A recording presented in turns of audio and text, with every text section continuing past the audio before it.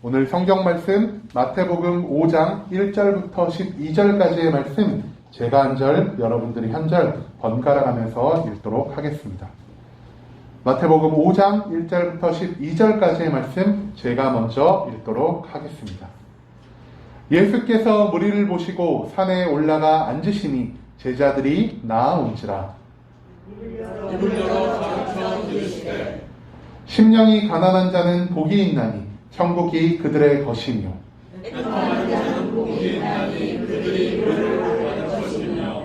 온유한 자는 복이 있나니 그들이 땅을 기업으로 받을 것이며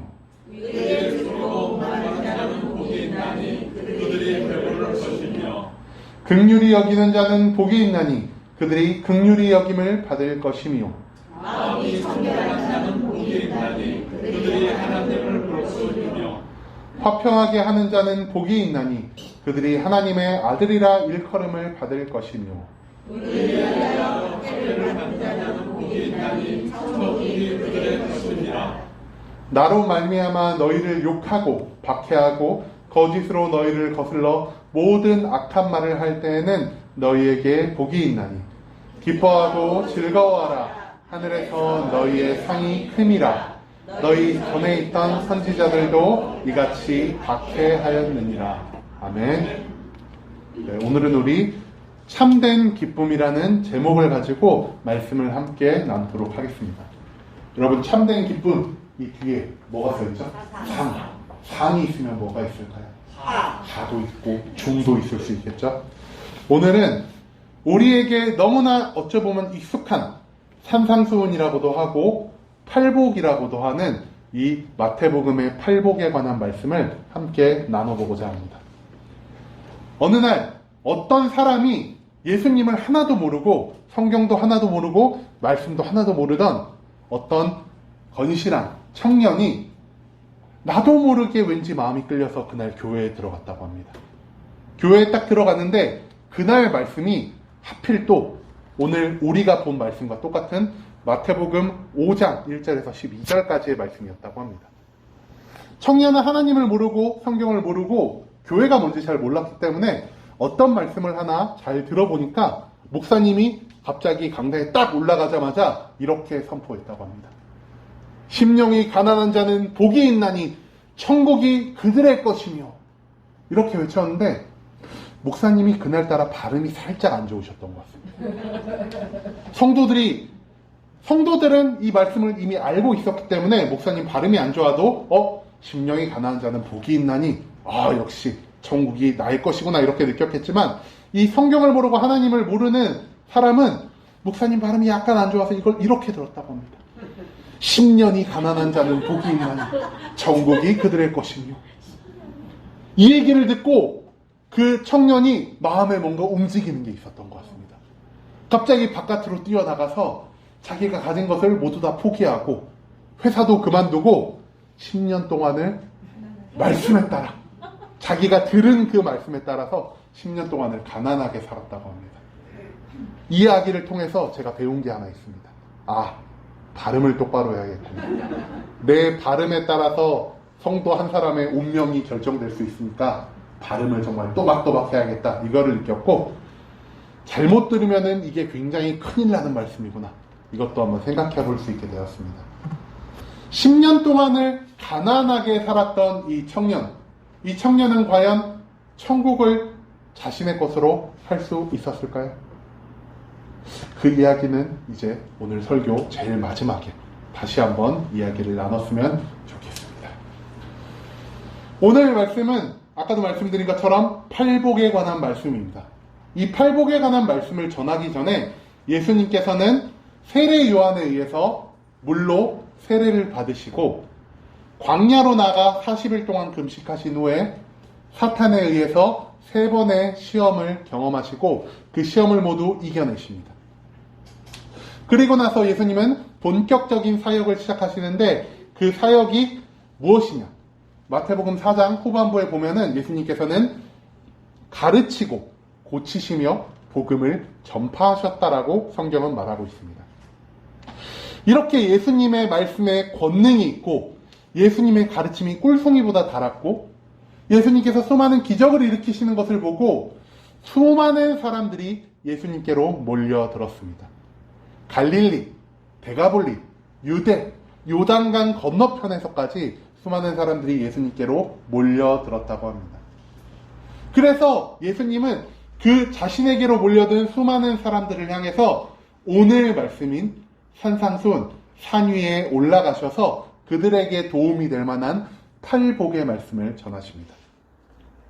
지도를 보면은 여기 사각형을 친 구역이 바로 예수님께서 생애 초기에 활동하시던 갈릴리라는 지역입니다. 그리고 오늘 말씀의 무대가 되는 곳은 이 갈릴리 호수 북쪽에 보면은 여기 뭐라고 써있는지 혹시 보이시나요? 글씨가 좀 작죠? 행복선언 성당. 그리고 그 옆에 까만색이라서 안 보이는데 팔복산이라고 있습니다. 아마 성경학자들은 예수님께서 이 팔복산에 올라가셔서 이 팔복의 말씀을 전하신 게 아닐까라고 생각을 하고 있는 것 같습니다. 그렇게 8가지 복에 관한 산상수훈, 팔복 말씀이 이제 시작됩니다. 이 팔복 말씀에는 총 8종류의 사람들이 언급되고 있고 7가지의 복이 언급되고 있습니다. 8종류의 사람을 먼저 보면은 심령이 가난한 자, 애통한 자, 온유한 자, 의에 줄이고 목이 마른 자, 긍휼히 여기는 자, 마음이 청결한 자, 화평케 하는 자, 의를 위해서 박해를 받을 수 있는 자. 이 8가지 종류의 사람에 대해서 예수님은 말씀을 하셨고, 이러한 사람들이 어떠하다라고 말씀하시죠? 너희들이 복이 있도다. 그리고 나서 이들이 무엇을 받을 것이냐? 심령이 가난한 자는 천국을, 애통한 자는 위로를, 온유한 자는 땅을 기업으로 받을 것이고, 의에 줄이고 목마른 자는 배부를 것이요, 긍휼히 여기는 자는 긍휼히 여김을 받을 것이고, 마음이 청결한 자는 하나님을 볼 것이고, 화평케 하는 자는 하나님의 아들이라 일컬음을 받을 것이고, 의를 위하여 예수 그리스도의 이름을 위하여 박해를 받은 자는 천국을 얻을 것이다 라는 팔복의 말씀을 예수님께서 전달하십니다. 8가지 종류의 사람의 7가지 복입니다. 왜냐하면 제일 첫 번째 복과 제일 마지막 복이 둘 다 천국이 저희의 것임이라는 똑같은 복을 약속하셨기 때문입니다. 그렇지만 8종류의 사람과 이 천국을 2번이나 언급을 하셨기 때문에 우리가 통상 이 말씀을 팔복 말씀이라고 인지를 하고 있습니다. 8가지의 말씀, 너무 양이 방대해서 아까 제가 제일 처음에 말씀드린 대로 오늘은 기뻐하라라는 제목의 상편 이야기를 하고자 합니다. 팔복 말씀에 있어서 우리가 8가지 복만 짚고 넘어가는 것이 아니라 이 팔복 선언에 있어서 가장 중요한 것을 우리가 먼저 공부를 한 다음에 우리가 말씀을 듣고 그 다음부터 팔복이 어떤 의미를 가지고 있는지 우리가 하나하나 차근차근 알아가는 시간이 되었으면 합니다. 먼저 팔복을 들었을 때 재미있는 게 있습니다. 뭐뭐한 자는 복이 있나니 뭐뭐를 받을 것이다. 어떻게 보면은 기브 앤 테이크로 보입니다. 너희가 이렇게 하면은 이것을 받을 것이다. 이런 식으로. 그런데 우리는 이 팔복 말씀을 이렇게 해석해서는 안 됩니다. 성경에서 제일 많이 나오는 것이 무엇입니까? 너희가 이렇게 해라. 그러면 이런 복을 받을 것이고 이렇게 하지 말아라. 이것을 어겼을 때는 이런 저주가 너희에게 따를 것이다. 성경을 보면 하나님께서 굉장히 많은 약속을 하실 때 이런 방식의 말씀을 사용하고 계십니다. 그런데 이거는 우리가 무엇이라고 하냐? 바로 율법이라고 합니다. 율법은 다른 말로 하면 명령입니다. 너희가 이것을 해라. 너희가 이것을 하지 마라. 라는 명령입니다. 명령에는 따르는 것이 딱 하나가 있습니다. 바로 명령의 대가가 따른다는 것입니다. 너희가 명령을 잘 지키는 것, 너희 하라는 것을 하고 하지 말라는 것을 하지 않을 때는 하나님께서 상을 주십니다. 그런데 하라는 것을 하지 않고 하지 말라는 것을 했을 때는 반대로 벌이라는 것을 주신다는 것을 우리가 기억하기를 원합니다. 율법에는 항상 축복과 저주가 따라다닙니다. 문제는 무엇이냐? 이 율법을 사람들이 예수님께서, 하나님께서 구약에 수백 개나 되는 율법을 우리에게 전해주셨는데 이 율법을 사람이 모두 지킬 수 있냐라는 것입니다. 율법을 지키는 것은 굉장히 어려운 일입니다. 하물며 특별한 능력을 가진 사람이 율법을 모두 지킨다고 해도 그 율법을 모두 지키는 사람 안에는 기쁨과 즐거움 대신에 이 율법을 어겨서는 안 된다는 강박관념이 들어서게 됩니다. 율법은 우리에게 무언가를 계속해서 요구합니다. 이것도 해야 돼. 이것도 해야 돼. 이것은 하지 말아야 해. 율법은 그렇기 때문에 우리에게 기쁨과 평안을 가져다 주기보다 우리를 억죄이고 우리를 하지 못하게 하고 우리를 억누르는 무언가 우리에게 기쁨과 평안과는 거리가 먼 그런 이미지가 있습니다. 그럼에도 율법이 존재하는 이유는 율법을 통해서 우리가 하나님이 기뻐하시는 것이 무엇인지, 하나님 기뻐하시지 않는 죄가 무엇인지 율법을 통해 분별할 수 있기 때문에 하나님께서는 구약시대에 율법을 내려주셨습니다. 그런데 오늘 팔복의 말씀은 이 율법과는 거리가 멉니다. 그리고 우리는 이 말씀을 무엇이라고 하냐? 율법이 아니라 복음이라고 부르기로 했습니다. 율법은 아까 무엇이었죠? 다른 말로 하면 명령이었죠. 하지만 복음은 율법과는 다릅니다. 복음은 믿음입니다.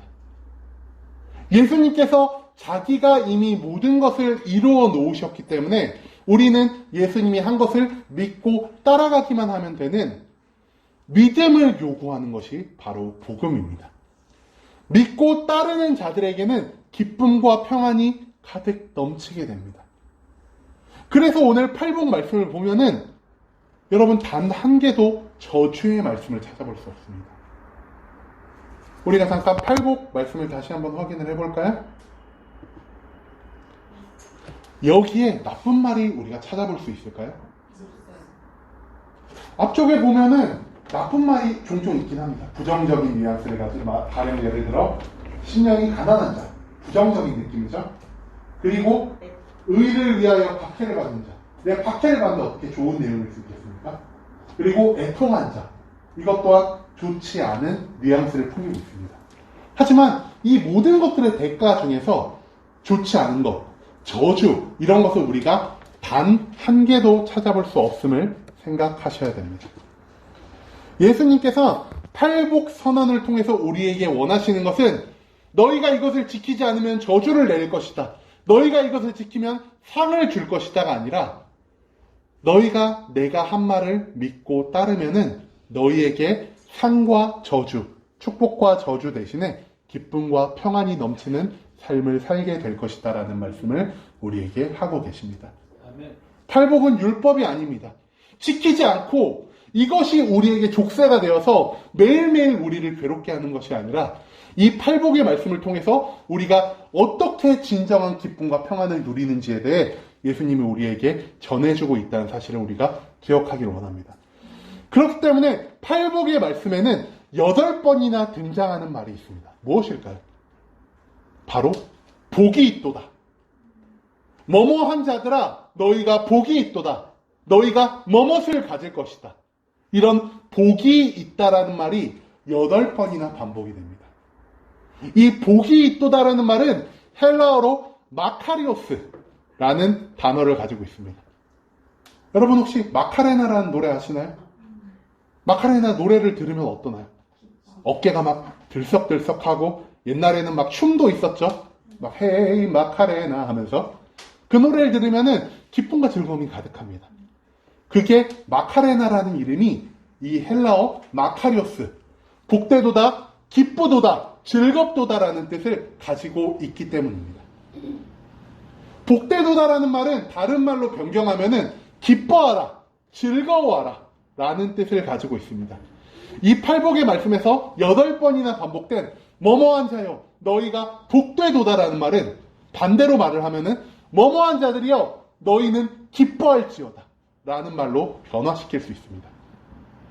팔복의 말씀은 복음이기 때문에 우리에게 죄와 저주와 벌을 예비한 것이 아니라 이 안에 오로지 기쁨과 평안이 넘치는 것을 예수님께서 예비하셨다는 것을 우리가 기억하기 원합니다. 여태까지 차이점을 말했으니까 이제 공통점을 한번 말해봐야겠죠? 율법과 복음의 공통점은 무엇일까요? 둘 다 복이 예정되어 있다는 겁니다. 율법도 잘 지키는 자에게는 복이 예정되어 있습니다. 그리고 팔복의 선언을 통해서 본 복음에도 복이 있죠? 계속해서 복되도다, 복되도다, 복되도다라는 말이 반복되고 있습니다. 그런데 여기서 또 미묘한 차이가 있습니다. 율법의 복은 어디에 해당하는 복이냐? 이 땅에 해당되는 복이라는 겁니다. 율법에 해당되는 복을 정리해 보면은 어떤 복이 있냐? 첫 번째, 땅에서 장수합니다. 두 번째, 많은 재산을 얻게 됩니다. 세 번째로, 많은 자식을 얻게 된다는 것입니다. 율법에 대한 복, 율법에 대한 약속은 땅에 한정된 복을 우리에게 허락한다는 점에서 뭔가 특이점이 있다 볼 수 있습니다. 하지만 복음은 다릅니다. 복음도 복을 예비하고 있지만 이 복은 땅에 관련된 복이 아니라 하늘에 관련된 복임을 예수님께서는 계속해서 강조하고 계십니다. 왜 이런 차이점이 발생했느냐? 구약 시대에는요, 천국과 지옥이 없던 시절입니다. 이 사람들이 천국이 있는지 지옥이 있는지 몰랐던 시절이었다는 겁니다. 그렇기 때문에 그들의 가장 중요한 것은 내가 지금 살아가고 있는 이 현생, 지금이었습니다. 그래서 그들은 하늘의 복보다는 땅의 복을 더 중심적으로 하나님께서 약속을 하셨습니다. 하지만 시간이 흐르고 예수님이 이 땅에 내려오시고 천국, 하나님의 나라가 무엇인지 사람에게 알려주신 이후에는 이 복의 성질이 바뀌었습니다. 왜냐하면 이 지상에 있는 것들은 잠깐 있다 없어질 것이지만 천국은 우리가 죽은 뒤 예수님의 재림과 함께 부활하면은 그곳에서 영원한 생명을 누리며 살아갈 곳이기 때문에 예수님께서 복음을 통해서 강조하신 복은 이 땅의 복이 아니라 하나님 나라와 관련된 복이 대다수였다는 것을 기억하시길 원합니다. 그래서 다시 한번 팔복을 우리가 보면은 이야기의 시작과 이야기의 끝이 모두 천국과 연관이 되어 있음을 우리가 발견할 수 있습니다. 팔복에서 강조하는 것은 이 지상에서 우리가 잠깐 만족과 유익을 느끼고 기쁨과 평안을 느끼기 위해서 예수님이 우리에게 전해주신 말씀이 아니라 영원한 행복과 영원한 평안을 누리기 위한 천국, 하나님 나라의 재림을 위해서 예수님이 우리에게 전해주신 말씀이라는 사실을 우리가 기억하길 원합니다. 그렇기 때문에 우리가 여기서 또 하나 짚고 넘어가야 할 것은, 여러분, 팔복하면은 우리 대부분이 팔복을 별개의 이야기로 생각한다는 것을 한번 생각해 보셨으면 좋겠습니다. 이 말씀, 이 팔복을 계속 뛰어들 걸 그랬네요. 이 말씀을 보면은 예수님이 갑자기 사람들이 모였을 때 이러셨을까요? 얘들아, 잠깐만, 내가 생각난 말이 있어. 10명이 가난한 자 있잖아. 걔네가 아마 천국을 받을 거야. 이 말을 하고 잠깐 다른 일을 하시다가 잠깐, 내가 생각이, 말 못한 거 하나 있었다. 애통한 자도야, 복되다. 왜냐면은 너희가 위로를 받을 거거든. 우리는 팔복을 별개의 8가지의 말씀으로 생각하는 경향이 있습니다. 하지만 예수님이 이 팔복의 말씀을 왜 한꺼번에 말씀을 하셨을까요? 그것은 무엇이냐? 이 팔복이 모두가 연결된 하나의 말씀이기 때문입니다. 그런데 우리는 이것을 별개의 이야기로 생각을 해서, 나는 심령이 가난한 자니까 천국이 내 거겠지? 나는 온유한 자니까 땅을 기업으로 받을 거야? 나는 마음이 청결하니까 하나님을 볼 수 있지 않을까? 이렇게 별개의 이야기로 생각하는 경향이 강하다는 겁니다. 하지만 팔복은 8가지의 별개의 이야기가 아닙니다. 우리가 무엇을 통해 이것을 추측할 수 있냐?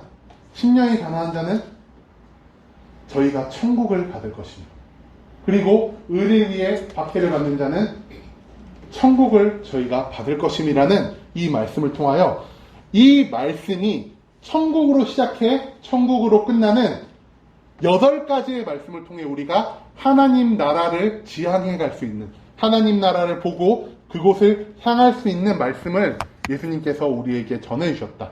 이 팔복의 말씀은 분리된 8가지의 복에 관해서 말씀을 하시는 게 아니라 모두가 하나로 연결된 천국을 향하는 말씀을 우리에게 하고 계신다는 사실을 우리가 기억하길 원합니다. 그리고 나서 이제 우리가 팔복의 말씀을 본격적으로 시작하고자 합니다. 팔복의 첫 번째입니다. 심령이 가난한 자는 복이 있나니 천국이 그들의 것이니요라고 말을 합니다. 참 재밌는 것은 누가복음 6장에도 팔복과 비슷한 말씀이 나오는데 누가복음 6장에서는 심령이 가난한 자라고 안 하고 그냥 가난한 자는 복이 있나니라고 나옵니다. 그런데 마태복음에서 보면은 유독 심령이란 말을 추가해서 심령이 가난한 자는 복이 있다 라고 예수님께서 우리에게 말씀하시는 것을 찾아볼 수 있습니다. 먼저 가난한 자는 어떤 사람들일까요? 가난한 자, 우리는 요즘 세상에 굉장히 상대적인 가난을 생각합니다. 가령 예를 들어서 진짜로 돈이 없는 게 아닌데 나와 상대방의 부를 비교한다는 것입니다. 아유, 쟤는 1년에 2번씩 해외여행 다니는데 나는 1년에 1번밖에 못 나가네. 난 너무 가난해. 우리는 보통 이거를 가난이라고 생각을 합니다. 남들과 비교해서. 하지만 여기서 말하는 가난은 절대적인 가난입니다. 내가 먹지 못하고, 내가 입지 못하고, 내가 거주할 곳이 없어서 정말 그 괴로움, 그 가난의 괴로워 몸부림치는 사람들을 가난한 자라고 성경은 표현하고 있습니다. 그런데 그렇게 매일매일 끼니 걱정을 하고 옷이 없어서 내일은 어떤 옷을 입어야 할지 고민도 할 수 없는 그런 처참한 상황에 놓인 사람들을 예수님께서는 가난한 자라고 표현하시면서 그 앞에 한 가지를 더 붙이셨습니다. 바로 심령이 가난한 자라고 말씀을 하십니다. 심령이 가난한 자. 가난한 자는 심령이 가난할 수밖에 없습니다. 내가 매일매일 끼니 걱정을 하고 내가 매일매일 어디서 잘지 걱정을 하는 사람들이 마음이 풍족할 수 있을까요? 그 사람들은 마음이 매일매일 썩어 들어갑니다. 왜 나는 이렇게 살아갈 수밖에 없는 거지? 왜 남들이 매일 세끼 먹는 밥을 세끼 챙겨 먹을 수 없는 거지? 내 몸 하나 누일 그런 집이 없는 거지라고 매일매일 고민하는 사람들은 심령이 가난할 수밖에 없습니다. 하지만 가난한 자들만 심령이 가난할까요? 돈이 많고 지위가 높은 사람도 심령이 가난할 수 있습니다. 여러분 그 삼성가의 막내딸에 혹시 아시나요? 삼성가의 막내딸 이훈영 씨가 어린 나이에 죽었는데 자살로 죽었다고 합니다. 한국에서 어떻게 보면 제일 큰 기업에 그 당시에 이훈영 씨가 증여받은 재산만 하더라도 몇백억이 넘는다고 합니다. 그런데 그 사람이 자신의 심령의 가난함으로 인해서 자살을 선택합니다. 연예인들, 또 다른 부자들은 어떻습니까? 많은 것을 얻고 많은 것을 누리고 높은 지위에 올라갔지만 그들 또한 심령에 뭔가 허한 것, 내가 이 재물과 내 위치와 내 명성으로 채워질 수 없는 무언가를 느꼈기 때문에 그들은 마약에 빠집니다. 그들은 자살을 선택합니다. 그들은 도박을 선택합니다. 가난한 자들만 가지고 예수님이 말씀하셨다면은 이런 부유하고 높은 지위에 있지만 그 지위에서도 마음의 공허함을 채우지 못한 사람들은 배척되었을 것입니다. 하지만 예수님께서는 심령이 가난한 자가 복이 있다라고 명확하게 말씀하시며 가난한 자들만 이곳에 온 것이 아니라 너희 부자들도 너희 정치인들도 너희 명성이 있는 뛰어난 사람들도 마음속에 부족함이 있다는 것을 깨우쳐 주신다는 것입니다. 예수님께로 나아오는 데는 빈부격차가 아무런 상관이 없습니다. 가난한 자도 예수님을 찾을 수 있고 부자도 예수님을 찾을 수 있습니다. 정치인도 예수님을 찾을 수 있고 연예인들도 예수님을 찾을 수 있습니다. 예수님은 이 자기를 찾는 모든 사람의 급을 나누거나 무언가를 나눠서 너는 예수님을 만나지 못해. 나는 가난하니까 예수님을 만날 수 있어 라는 것을 철폐해 버리십니다. 그렇기 때문에 가난한 자들만 말씀하시는 것이 아니라 예수님께서는 심령이 가난한 자를 말씀을 하십니다. 하지만 우리가 여기서 의심이 되는 게 있는데 아까 우리 말씀 처음 시작하면서 얘기를 했죠. 심령이 가난한 자는 복이 있나니?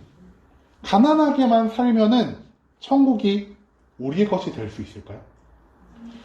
이 말씀에는 무언가 숨겨져 있는 하나님의 말씀이 있을 것입니다. 그렇다면 우리는 이 말씀의 배경에 대해서 알아볼 필요가 있습니다.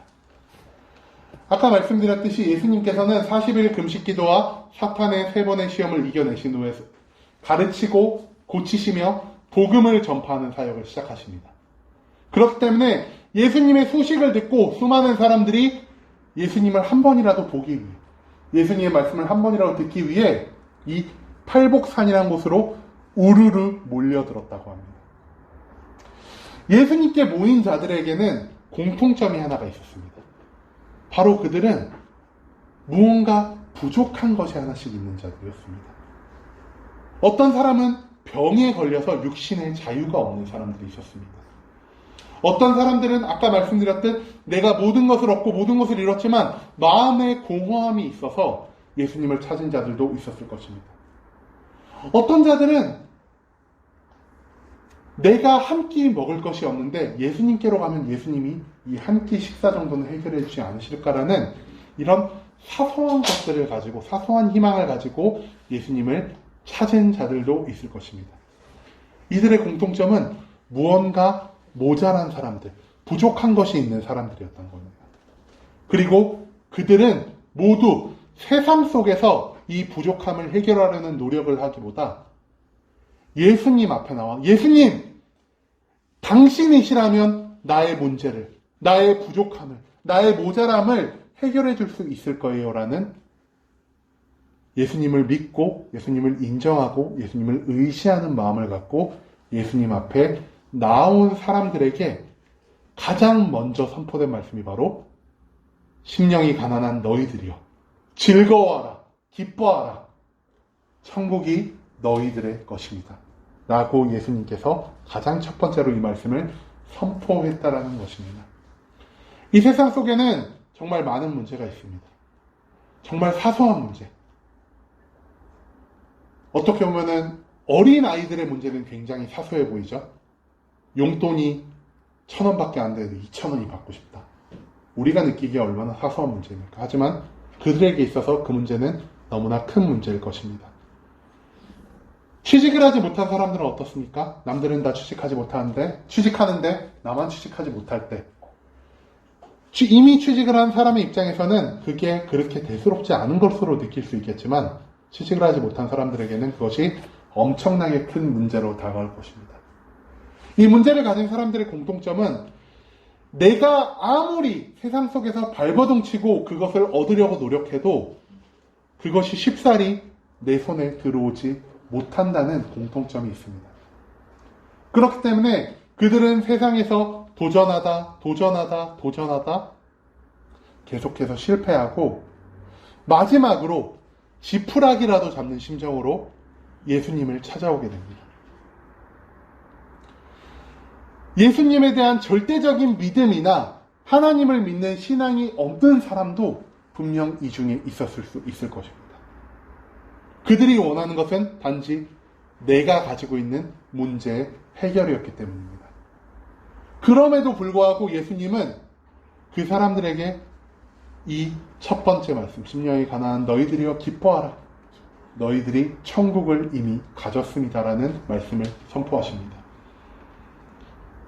여기에 앉아있는 우리 한 사람 한 사람의 성도님들도 아마 예수님이 이 자리에 계셨으면은 2000년 전과 똑같은 이 심령이 가난한 자는 복이 있나니 심령이 가난한 자는 즐거워할지니 천국이 그들의 것임이야라고 말하셨을 수도 있을 것 같습니다.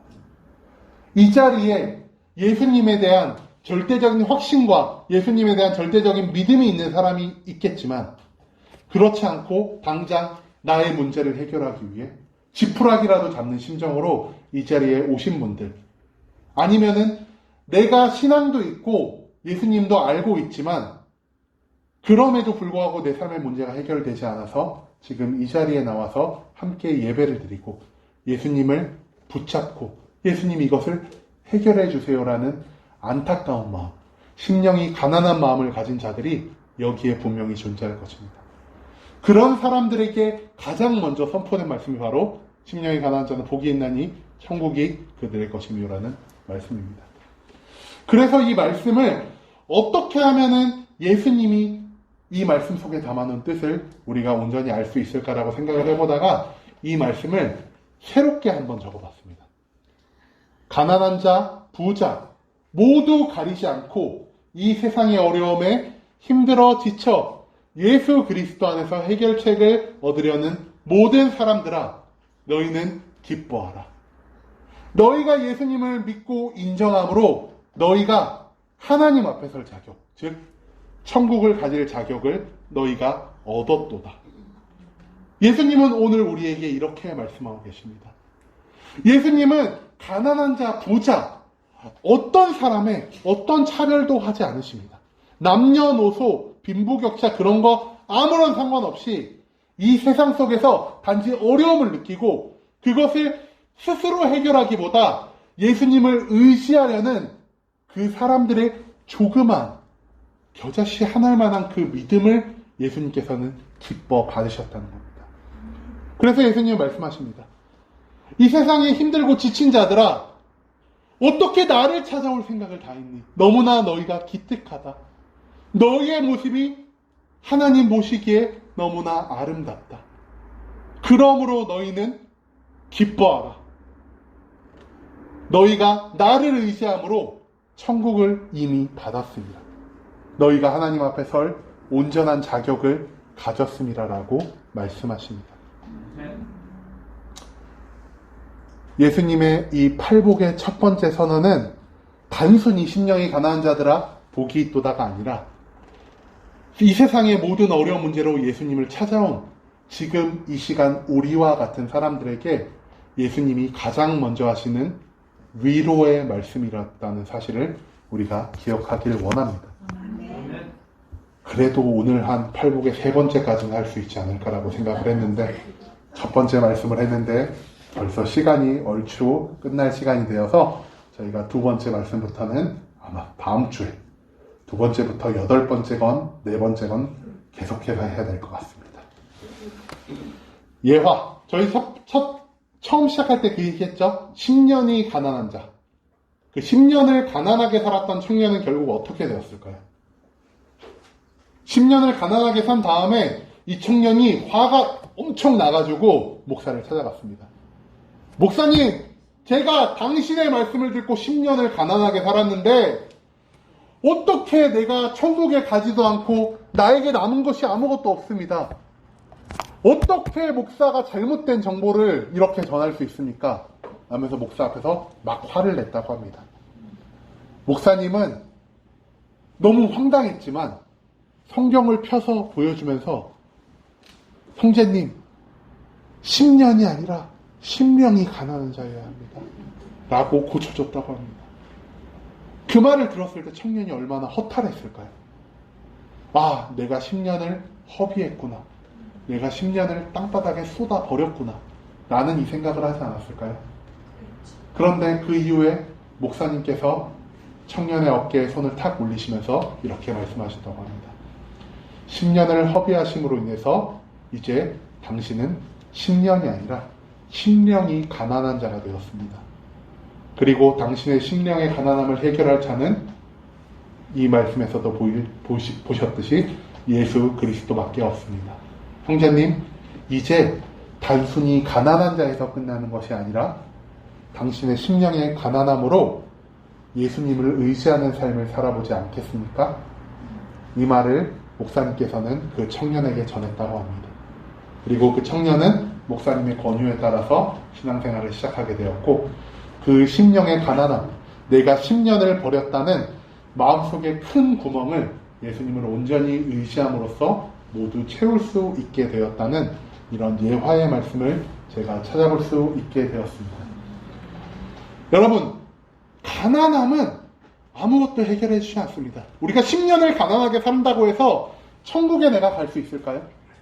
가난함은 우리를 천국으로 인도하지 않습니다. 심령이 가난한 자는 복이 있나니 천국이 너희의 것이며, 우리가 이 말을 그냥 가난하게 사는 것이 복이 있다는 것으로 오해하시면 안 된다는 것을 이 시간 짚고 넘어가고 싶습니다. 심령의 가난함을 통해서 내가 괴로움을 느꼈을 때 그 괴로움을 세상 속에서 해결하려는 노력을 하는 것이 아니라, 이 괴로움을 근본적으로 해결하실 분은 오직 예수 그리스도밖에 존재하지 않음을 인정하고, 그 겨자씨 하나만한 조그마한 믿음을 가지고 예수님 앞에 나아가, 예수님, 내 문제, 내 공허함, 내 빈 곳을 채우실 분은 오직 예수님밖에 없음을 내가 인정하기를 원합니다라는 심령이 가난한 자의 고백을 했을 때, 그제서야 예수님께서는 그들에게 나를 찾아와 너의 부족함을 해결하려고 하는 자들아, 너희가 진정 기뻐할지라라고 말하실 것임을 우리가 소망합니다. 예수님께서 하신 말씀을 우리가 다시 한번 들으며 오늘 설교를 마치도록 하겠습니다. 기뻐하라, 너희 심령이 가난한 모든 자들아. 너희가 예수 그리스도를 너희의 유일한 구원자로 믿고 인정했기 때문에 너희가 너희의 천국을 약속받았도다.